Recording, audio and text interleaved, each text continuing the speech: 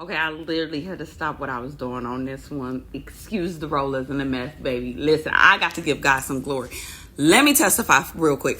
Okay, so the other day, I had an interview, and it was by far, literally what I told my husband, the worst interview in my entire career, my entire life. It was horrible, okay?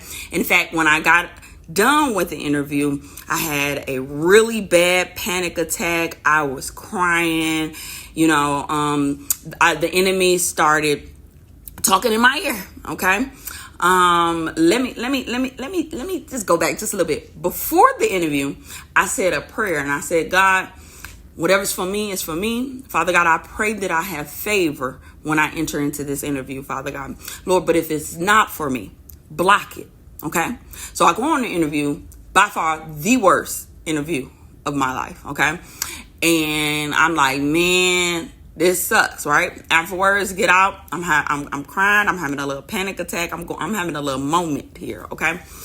And, I call my husband. I'm like, babe, I'm having a bad day. I'm really, really struggling. Like, I need you. Okay. Later on, he comes home. And he holds me throughout the night, and it was a bad day, right? So I can hear the enemy just whispering in my ear, talking to me, like, where your God at now? See, you doing all this, what he doing, this and this and that, right?